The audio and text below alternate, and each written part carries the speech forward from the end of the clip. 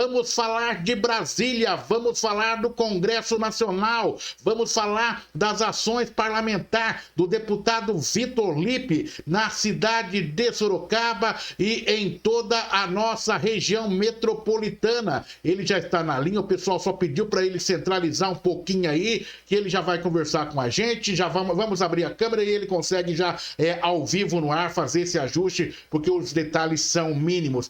Deputado Vitor Lippe, bom dia, obrigado por atender o nosso jornalismo. Bom dia, Oliveira Júnior. Quero cumprimentar você e a todos os ouvintes da RMS News, na nossa região de Sorocaba. Uma satisfação estar mais uma manhã falando com você. Nós que agradecemos, deputado, por sempre nos atender. Como está o tempo aí em Brasília? Você está em Brasília, né?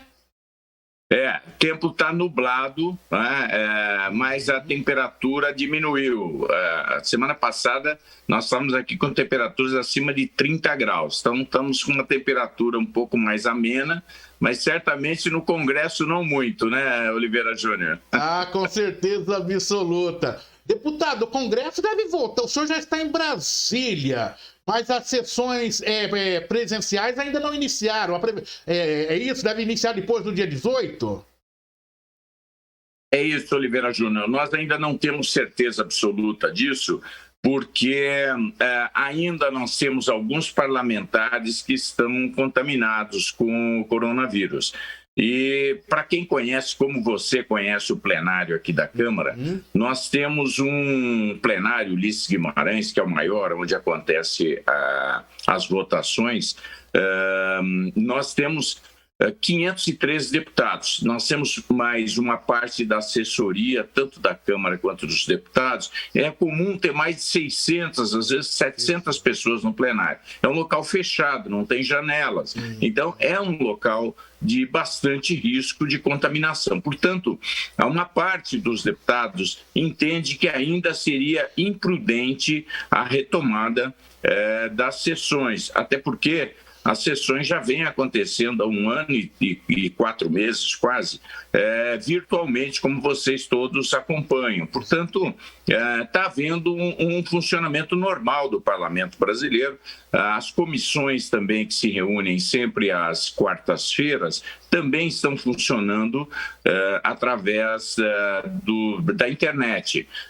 Mas o que tem permanecido aqui o tempo todo em Brasília são os líderes do partido. Isso sim, os líderes, vice-líderes, porque eles têm as reuniões e os debates sobre, muitas vezes, se buscar um acordo para as matérias que vão para plenário, porque, Oliveira Júnior, imagine que nós temos 24 partidos representados aqui na Câmara. Então, se não houver um diálogo prévio, porque quem coloca, na verdade, a matéria para votar é o presidente da Câmara, Arthur Lira, né? Essa é uma prerrogativa dele.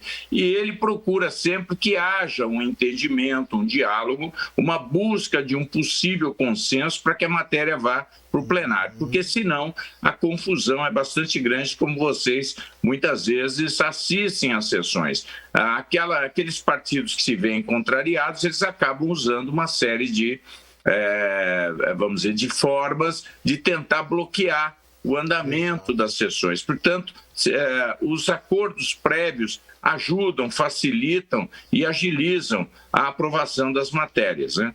Então, é nesse sentido que eu pessoalmente defendo que ainda nós deveríamos ter todas as pessoas vacinadas com a segunda dose, eventualmente os idosos com a terceira dose, para depois a retomada dos trabalhos. Mas isso ainda está sendo discutido, vamos ver. Nós vamos saber disso provavelmente até a semana que vem, viu? Correto, deputado, importante. Mas me desculpe a intromissão na sua agenda oficial. O que o senhor faz em Brasília nessa semana diante desse cenário? Bem, essa semana eu estou em Brasília. Eu tenho vindo a Brasília pelo menos uma semana por mês. Por quê? Porque algumas atividades é importante eu estar aqui presencialmente. Vou citar nessa semana alguns temas muito importantes que eu quero participar aqui, vamos dizer, ao vivo, né? Exato. Não apenas à distância. Uma das matérias muito relevantes para a questão do emprego no Brasil, Oliveira Júnior, é a continuidade da desoneração da folha. O que é isso para quem está nos ouvindo aí? O Brasil é um país onde existem os impostos mais caros do mundo em cima da folha de pagamento. Ou seja, você paga o funcionário, mas você acaba tendo que pagar impostos como INSS e outras questões que fazem com que a folha de pagamento sua, por exemplo, se você paga R$1.000 para o funcionário, você vai pagar no mínimo mais 72%, ou seja, mais 720 de impostos. No resto do mundo não é assim. É uma média de 22%. Então, aqui o imposto é muito alto. O que acontece com isso? O produto se torna mais caro, a gente tem mais dificuldade de disputar com os produtos que vêm dos outros países. Para resumir, há alguns anos atrás, foi criado para 17 setores da economia, construção civil, transporte coletivo, uma parte das indústrias do país, o setor de telecomunicações, o setor de telemarketing, são setores importantíssimos, são os que mais empregam. Foi criado um regime especial para reduzir um pouco esses impostos. Para que finalidade? Para as empresas poderem crescer e ter mais emprego. E termina agora, no final do ano, Oliveira Júnior, a vigência dessa lei. Então, nós estamos trabalhando aqui para a gente dar continuidade. Nós precisamos de mais alguns anos, sabe por quê? Porque senão nós corremos o risco de, se aumentar o emprego, se aumentar o imposto, nós vamos ter certamente um aumento do desemprego também.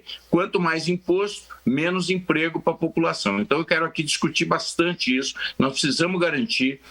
E isso não está garantido porque o governo é contrário a essa medida, então vai ser um embate muito difícil e nós precisamos estar muito bem articulados. E a outra questão é a questão do 5G. Todo mundo já ouviu falar aí da ampliação da banda larga no Brasil, do 5G, mas também do 4G, que vai ser muito importante no leilão. Eu sou o relator dessa matéria e eu tenho várias reuniões aqui com essa finalidade. Então, esses são dois temas, obviamente nós temos mais 2 ou 3, mas não temos tempo agora para entrar no detalhe, mas isso mostra, vamos dizer, uma parte da minha agenda aqui em Brasília. Importante, deputado, importante, ou seja, mostra que o senhor está interessado no tema, o senhor quer acompanhar de perto, isso é muito importante. Isso é para defender o emprego no Brasil. Defender o emprego é a questão mais importante, né, Oliveira Júnior? Correto, não tem nem dúvida, né? Não está deixando simplesmente correr, não. Eu quero estar lá em cima, eu quero ver aquilo que o deputado disse há poucos minutos. Eu conheço lá, como o deputado colocou, o Congresso Nacional, né? Conhecemos também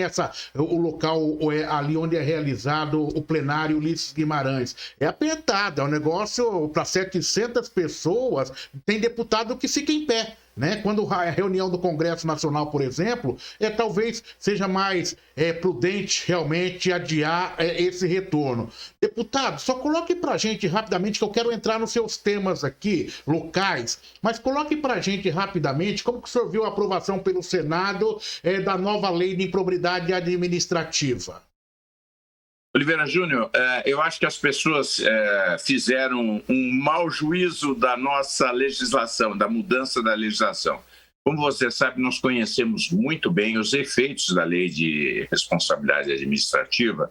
Ela foi feita para punir corrupto e desonesto, Oliveira Júnior. Então, ela foi feita, vamos dizer, ela tem uma punição muito grave. Por quê? Porque ela foi feita para corrupto e desonesto. Acontece que, ao longo do tempo, o Ministério Público acabou utilizando essa lei para fazer outras acusações de importância muito menor. Dá um exemplo. Muitas vezes uma mera irregularidade de um atraso numa prestação de contas que o prefeito não tem nenhuma responsabilidade. É o setor de finanças da prefeitura que presta conta, certo? Muitas vezes vai com algum atraso para o Tribunal de Contas. Isso já é uma irregularidade. E hoje a interpretação da lei é que qualquer irregularidade, qualquer uma, pode ser atraso numa resposta, pode ser atraso numa prestação de contas, pode ser um mero, vamos dizer, irregularidade num item de um edital, de uma licitação, que também não é o prefeito que faz, né? Tudo isso pode caçar o prefeito, os direitos políticos, e ele acaba sendo punido de uma forma muito severa. Então, o que nós fizemos a lei? a nova lei que nós aprovamos aqui hoje, por sinal, volta agora para a Câmara, né? Que ela sofreu alteração no Senado. Nós aumentamos a penalidade para corrupto e desonesto. Todo mundo concorda com isso. Nós aumentamos em 50% a penalidade. Sabe por quê? Porque nós não queremos corrupto e desonesto na política. Então, nós estamos aumentando a penalidade. Agora, nós estamos dando tratamento justo para os honestos, para os gestores de boa-fé, para os prefeitos honestos. Se ele não ter... Então, o que nós colocamos na legislação? Que deve ser punido aquele prefeito que atuou com dolo, com má fé. Aquele que atuou querendo ter um benefício ou desejando fazer aquilo. Agora, se ele não fez nada, ele apenas é o prefeito e acontece alguma coisa na prefeitura, não é justo que ele responda por aquilo que ele nem sabe, né? Que ele não tem conhecimento, que ele não participou, que ele não se beneficiou, que ele não teve intenção. Então, eu acho que nós estamos fazendo uma lei mais justa. Antes nós estávamos punindo muita gente honesta. E quando você pune os honestos, você não diminui desonesto, ao contrário, você afasta os honestos da vida pública. Isso é muito ruim para a sociedade. Então, é um ajuste. Quem ouviu falar disso já vai saber o seguinte: nós estamos aumentando a penalidade para corrupto e desonesto e dando um tratamento justo para as pessoas honestas que estão na vida pública. O Luiz Antônio Barbosa é nosso formador de opinião independente, participou pouco antes da sua entrada no ar, analisando esse cenário também, e ele justamente pontuava essa questão. Ele, como especialista, olha, estão tendo uma interpretação errada da lei aí. A lei vai nessa linha que o deputado coloca. E nós que acompanhamos a vida pública aí há quase 3 décadas, só em Sorocaba há praticamente mais de 2 décadas, a gente sabe o quanto isso causou de mal-estar e até afastando determinados políticos, bons políticos da vida pública. Justamente ele entra limpo na política, daí sai com calhamaço, né, de processos. E muitas vezes esse processo, gente, eu vou te contar esse negocinho aqui. Não pensa que o Ministério Público ali não tem uma interferência política, porque tem. Se ele não gosta do LIP, ele vê lá uma linha meio torta lá, e vai lá e fala, vou lascar o LIP. É assim que a coisa funciona, viu? Daqui a pouco é com Manga, é com todos eles, né? Não é só para todos, para todas as ideologias. Acontece isso. Então o senhor vê que houve uma correção, né, deputado? Não tenha dúvida, a gente conhece bem. Nós temos uma pesquisa aí na região de Sorocaba, Oliveira Júnior, a primeira pesquisa nacional sobre o que aconteceu com os ex-prefeitos, como você falou. Eu conheço a maioria. Você vai falar 100% são pessoas de boa fé? Não. Às vezes você tem 5%, 10% às vezes dos prefeitos que a gente não confia. Mas a grande maioria são pessoas honestas, que se dedicam muito, que trabalham muito, e que não tem nenhuma responsabilidade sobre aquilo que está acontecendo, porque são feitos por profissionais da prefeitura. Então não é justo você punir a pessoa que não fez tudo que estava ao seu alcance. Agora, se ele age com dolo, com má fé, com intencionalidade, aí sim cabe a aplicação da lei, não é verdade? Se você nem sabe, se você não tem nenhuma culpa sobre aquilo, o que a gente chama, você não tem dolo, você não tem intenção, então nesse sentido eu acho que a lei... Existe ainda um ou outro questionamento sobre a questão de prazos e tal,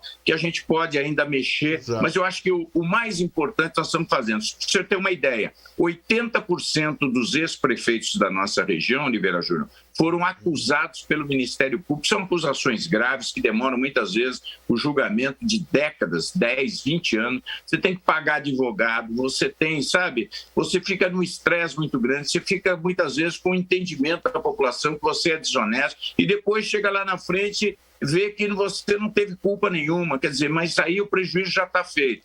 E 64% dos ex-prefeitos da nossa região já foram condenados, quer dizer, quase todos acusados, a maioria condenados. Isso não é correto. E tem uma outra pesquisa, só para terminar esse assunto, feita pela OAB, a Ordem dos Advogados do Brasil, pelo Instituto de Direito Público, que fez o levantamento aqui em Brasília, Oliveira Júnior, dos recursos. Aqueles prefeitos que foram condenados, eles recorrem.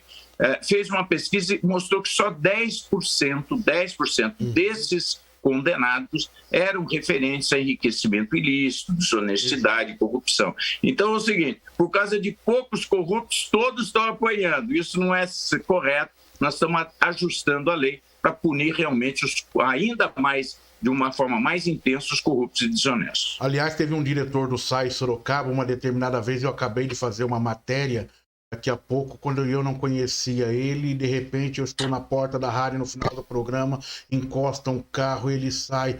Oliveira, eu confio no seu jornalismo, eu preciso te mostrar que eu não sou corrupto, olha só... Daí começou num explicativo, mostrando as planilhas. Para mim, planilha que em 10, 20 minutos você não conseguiria fazer uma planilha daquela, mostrando toda a transação. Tá aqui, Oliveira. Mas o Ministério Público pegou isso, fez isso, assim, assim, assim, né? E a gente ali começou a ter uma outra compreensão. Por quê? Porque a mídia, de uma maneira geral, né, colocava aquilo que foi pontuado pelo Ministério Público. E aqui não estou falando da mídia, estou falando que foi o que colocou o Ministério Público e todo mundo comprou a ideia quanto sendo certo. Porque não se tinha acesso ao aquele diretor do SAI. A partir do momento em que ele começou a mostrar os documentos, a gente começou a visualizar de uma outra forma, mas não somos nós o dono do processo. Nós apenas temos que ouvir os dois lados, né? E aí a gente vê que muitas vezes essas pessoas desistem da vida pública. Deputado Vitor Lippe, bonitão aí, tá pronto para as audiências, tá em Brasília conversando com a gente. É muito legal, viu, deputado? A gente vê a tecnologia, né? Com uma transmissão perfeita de Brasília, conversando com a gente. Conversei há pouco com o Luiz Barbosa, daqui a pouco vou conversar com o Hudson Pessini. O quanto nós evoluímos, né? Eu me lembro da primeira entrevista que fiz contigo lá na Rádio Cacique em 2002, ainda quando o senhor era secretário da Saúde do município de Sorocaba. E o quanto mudou. Ainda era o radinho AM, chancheava um pouquinho, mas estava ali, né? Estávamos ali todas as quartas-feiras. Muito legal, muito gostoso poder fazer essa entrevista contigo, direto de Brasília.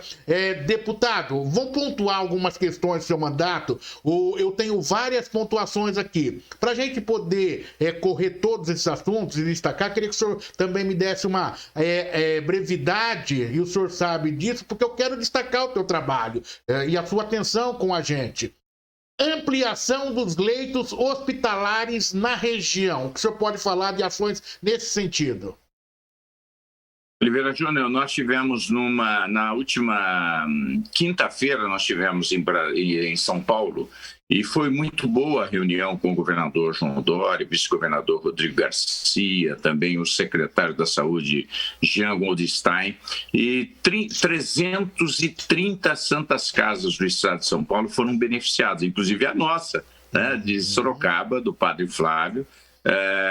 Todas essas santas casas, algumas não recebiam recursos do governo do estado, passarão a receber, e outras que já recebiam e que são hospitais maiores, como a Santa Casa de Sorocaba, os aumentos chegam a 70% do repasse do recurso do Estado. E isso emocionou a todos nós que lutamos pela saúde, porque nós sabemos que as Santas Casas e as instituições filantrópicas fazem um trabalho essencial. Hoje, metade das internações, das cirurgias do Sistema Único de Saúde são feitas através dessas parcerias. Então, ajudar esses hospitais é ajudar a ampliar o número de leitos, de internações, de tratamento, melhorar a qualidade do atendimento da população. E aí o Padre Flávio em Sorocaba, com esse recurso, ele também ficou muito emocionado e ele disse que isso iria para ampliar a capacidade do tratamento das pessoas com câncer em Sorocaba. Então nós ficamos muito felizes com isso. Não é todo dia que a gente recebe uma boa notícia assim, né, Oliveira Júnior? Então nós estamos muito satisfeitos, quero reconhecer aqui o esforço do governo do Estado, mas reconhecer também o esforço das Santas Casas, dos profissionais de saúde, das diretorias que trabalham sem receber recursos, mas trabalham ali com amor, né? Porque sabem a importância do hospital. Então, na nossa região, a Santa Casa de São Roque recebeu uma ampliação significativa de recursos, a Santa Casa também de Piedade, a Santa Casa de Pilar do Sul, de São Miguel Arcanjo, né, de Serquilho, de Sorocaba, o Hospital Santa Lucinda, esses hospitais que nós chamamos na categoria de filantrópicos, né? Então eu estou muito entendendo que isso vai ajudar bastante agora no pós-Covid, porque na época do Covid todo mundo teve que se dedicar para salvar as pessoas que estavam contaminadas. Agora, com a redução do número de casos, nós tivemos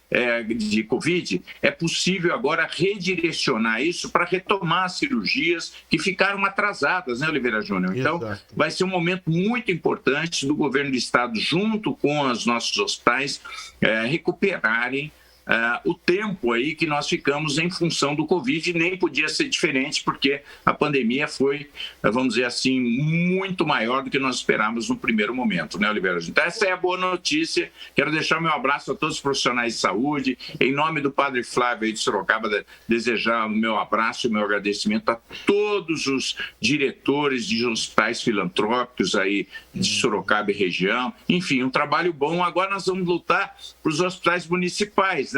Como os hospitais de Votorantim, teve um outro hospital municipal que nós temos na nossa região, Ibiúna, né, também é municipal. Então agora vamos trabalhar junto com o governo do estado para que esses recursos também possam beneficiar esses outros hospitais que também são importantes na região. O prefeito Manga, conversando dias atrás comigo, ele falou de recursos, e até o secretário da Saúde também, que está empenhado naquela questão de recursos para a construção da policlínica, é isso? É isso, Oliveira Júnior. Nós temos uma parceria com o nosso prefeito Manga. Ele tem sido um bom parceiro dos deputados, né? Tem trabalhado junto, que essa é a melhor coisa, né, Oliveira Júnior? Política não é briga, política é entendimento, é a gente trabalhar junto, é a gente fazer parceria, porque a gente sabe que as parcerias permitem a gente fazer mais coisas. E junto com o prefeito Manga, nós estamos fazendo uma parceria para criar uma nova policlínica de especialidades médicas. A nossa já está bem pequena, né, em relação à cidade. A nossa policlínica foi feita há mais de 20 anos atrás, quando a cidade tinha muito menos gente. A cidade cresceu, a Zona Norte cresceu, e nós continuamos com aquela policlínica lá em Santa Rosália, que hoje é absolutamente insuficiente. Então, nós repassamos aí 8 milhões de reais para a prefeitura. Ela está concluindo os projetos para a licitação dessa obra. Na zona norte da cidade vai ser na Avenida Ipanema, na frente do BRT, num terreno grande, onde o prefeito também pretende ampliar outros serviços de saúde. Então essa é mais uma parceria aí com a nossa prefeitura de Sorocaba. Ótimo, ótimo. Eu estou dando uma olhada aqui, eu pedi aqui algumas dicas do meu querido Tiago, né? Sempre o senhor conhece bem o Tiago. É isso, ele me passou algumas, e talvez a gente até pontuou na nossa conversa. Ele falou sobre internet das coisas, tecnologia 5G, o senhor já comentou ou não? Comentou, né? A reforma tributária, quer fazer algum comentário sobre esses dois assuntos aí? Sim. Bom, a reforma tributária, rapidamente, que é um assunto difícil para a população, né, Oliveira Júnior? Mas nós estamos trabalhando já há quase 2 anos, Oliveira Júnior, para a gente ter uma mudança do sistema tributário do Brasil. Por que isso? Porque, segundo o Banco Mundial, Oliveira Júnior, o Brasil é o 184 pior sistema tributário do mundo. Dos 190 países que existem, praticamente nós somos os piores do mundo. E isso prejudica muito as nossas indústrias, as nossas empresas, que têm grandes dificuldades, porque além do imposto ser alto, ele é confuso, ele é complicado, ele é complexo, ele cria muita insegurança, ele acaba gerando muitas ações na justiça, e você sabe, quanto mais a gente prejudica as indústrias, mais a gente prejudica os empregos. Então, por conta do sistema tributário brasileiro, é uma das coisas, né, que mais prejudica o crescimento do Brasil e os empregos que nós tanto precisamos. Você vê, nós nunca tivemos tantos desempregados no Brasil, porque o nosso sistema tributário já tem 30 anos. E de lá para cá, por incrível que pareça, Oliveira Júnior, o Brasil cresceu muito menos do que o mundo. As indústrias do mundo cresceram muito mais do que aqui. Nos últimos 10 anos, por exemplo, para pegar um parâmetro aí mais fácil para quem está nos ouvindo, o mundo cresceu 3,5% ao ano. Vamos tirar o período da pandemia aí, que foi uma exceção. 10 anos, 3,5% ao ano. O Brasil praticamente cresceu 0 só. Quer dizer, é uma fase muito difícil. E a gente sabe que o que mais prejudica hoje, existem outras coisas, a energia cara, existe ainda a burocracia brasileira, mas o sistema tributário, nós precisamos lutar para ter um sistema mais moderno, como é na Europa, como é nos outros países, porque isso vai ajudar a ter mais empregos. A gente ajudando a indústria, a gente ajuda o emprego. Então, eu tenho sido um dos grandes defensores que a gente tem um sistema tributário melhor e não o pior do mundo, né, Oliveira Júnior? Se ser o pior do mundo é prejuízo para a população, o jovem que não consegue emprego. Nós nunca tivemos tantos jovens desempregados na história do país. Hoje, cada 10 jovens, 3 estão desempregados e não conseguem emprego. Sem dizer as famílias. Então, isso empobreceu as famílias, dificultou a vida de muita gente. Então, a gente espera muito que o governo federal apoie a mudança do sistema tributário. O parlamento quer fazer, mas o governo ainda tem dúvidas, acha que não é bem assim e fica, na verdade, demorando para fazer a reforma tributária tão necessária para os empregos no Brasil.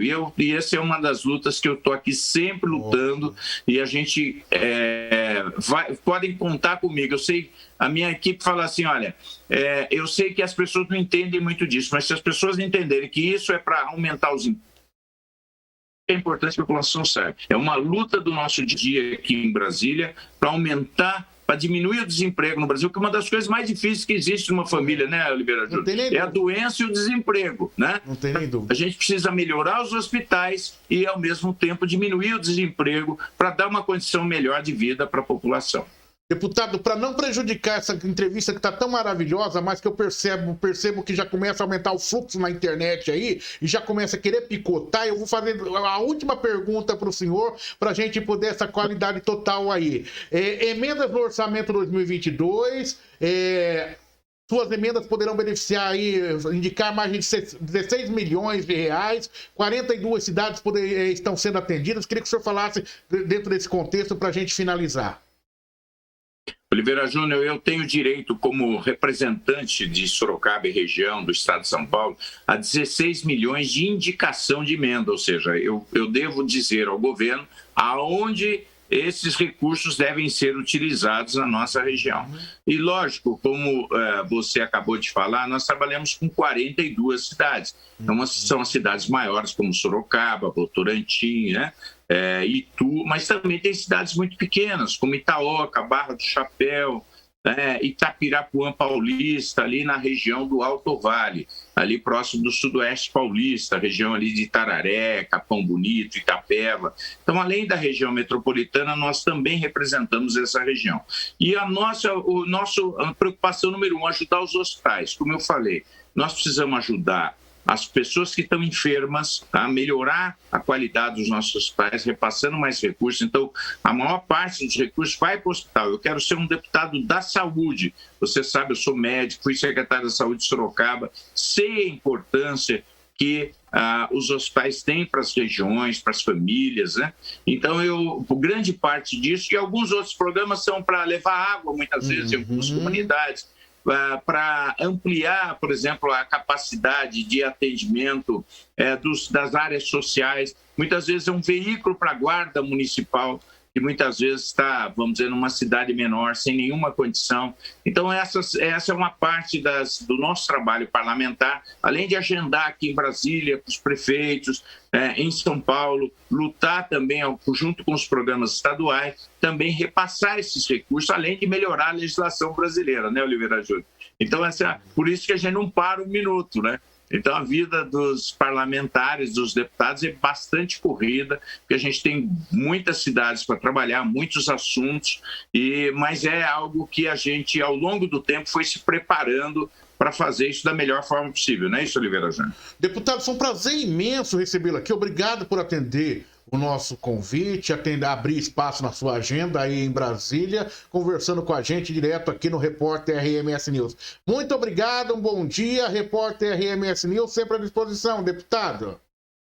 Obrigado pela oportunidade e parabéns pela qualidade do seu trabalho, viu, Oliveira Júnior, aí do RMS News. Você é uma pessoa que tem uma tradição de trabalhar os temas mais importantes, você está sempre atento, faz jornalismo com responsabilidade, mas faz também jornalismo com paixão, com amor, com dedicação. Então eu quero aqui cumprimentá-lo e deixar meu abraço especial a toda a população de Sorocaba e as 40 cidades da região que a gente tem procurado dar também o nosso melhor. Um forte abraço a você, um ótimo dia. Nós que agradecemos, deputado Vitor Lippe, ao vivo de Brasília, aqui no Repórter RMS News.